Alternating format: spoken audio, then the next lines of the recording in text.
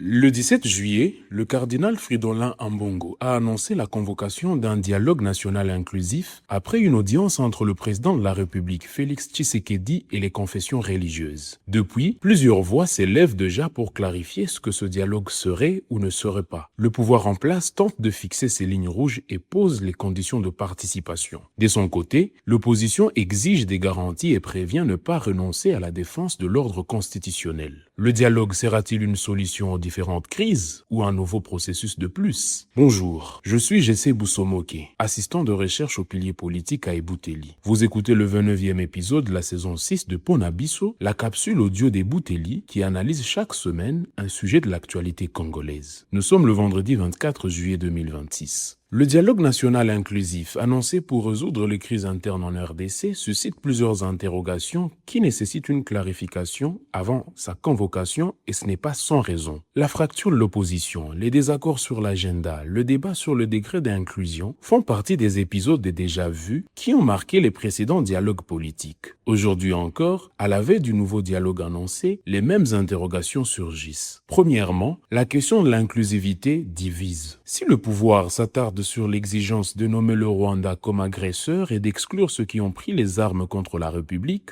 cette ligne reste ambiguë, d'autant que Kinshasa parle déjà avec la FCM23 dans le cadre du processus de Doha. Le parti Ensemble de l'opposant Moïse Katumbi estime qu'il faut ouvrir le porte même à ceux qui ont pris les armes pour fédérer les vues de tous les Congolais et résoudre efficacement la crise actuelle. La plateforme Sauvons la RDC autour de l'ex-président Joseph Kabila, condamné à mort, est-elle concernée? Matata Mponyo, leader du parti Leadership pour la gouvernance et le développement LGD, condamné pour détournement de fonds publics, sera-t-il de la partie? Alors, cette quête d'inclusivité ouvre un débat plus large. Un dialogue politique peut-il prétendre être inclusif tout en excluant certains acteurs majeurs de la crise? Deuxièmement, le contenu du dialogue reste lui aussi en débat. En attendant l'ordonnance du chef de l'État pour préciser la durée, le format et la méthodologie, Patrick Mouyaya, porte-parole du gouvernement, affirmait lors de son briefing du vendredi dernier la volonté de constituer un bloc national face à l'agression rwandaise autour du président de la République. À l'inverse, Delis Sanga, l'un des leaders de la coalition Article 64 pour la défense de l'ordre constitutionnel, C64, évoquait dans un X-Space 5 dimensions de crise sur lesquelles le dialogue devrait se pencher. La crise militaire et sécuritaire, la crise des gouvernances, la crise du processus électoral, la crise sociale et enfin la crise constitutionnelle. Comme on le voit déjà, avant l'ouverture du dialogue, les partis doivent se mettre d'accord sur les sujets du dialogue. De quoi parlera-t-on réellement? De la guerre uniquement ou de causes politiques plus larges qui, selon une partie de l'opposition, alimentent la crise actuelle? Troisièmement, le rôle flou des facilitateurs inquiète. L'ouverture de l'initiative Senko-SCC à d'autres confessions religieuses, notamment les églises de réveil du Congo, la communauté islamique et les kimbanguistes, pour harmoniser une feuille de route du dialogue, témoigne d'une volonté d'élargir la facilitation et sans doute de diluer l'influence des catholiques et des protestants. Mais elle soulève des inquiétudes sur la lisibilité du processus. Les affinités soupçonnées des uns à l'égard du régime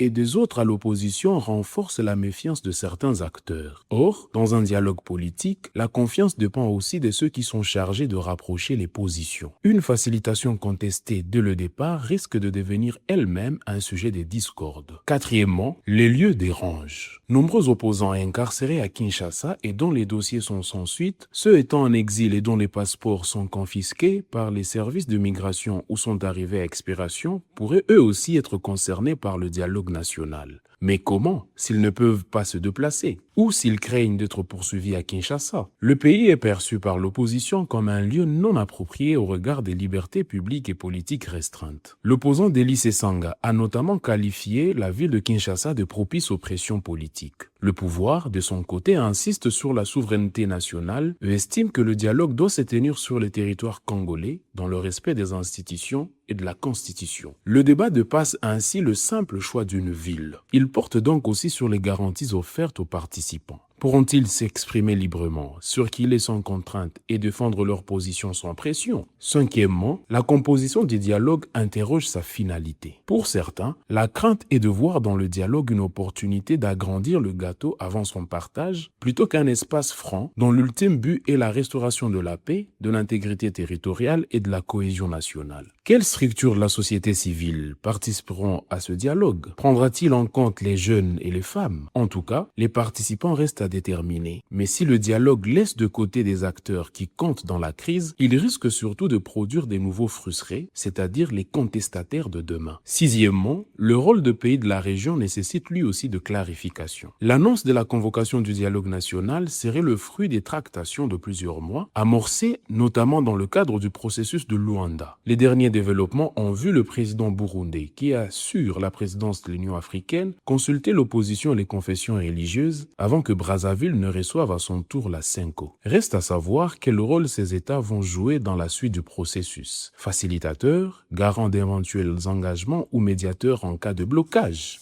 En attendant l'ordonnance du chef de l'État qui fixera les conditions de convocation du dialogue, une question demeure. Dans un contexte clivant et superposé par plusieurs initiatives de paix, le dialogue national inclusif serait-il une panacée? Si oui, à quoi concrètement? Pour recevoir Ponabiso chaque vendredi sur votre téléphone, rejoignez notre fil WhatsApp en envoyant Ebouteli au +243 894 110 542. À bientôt.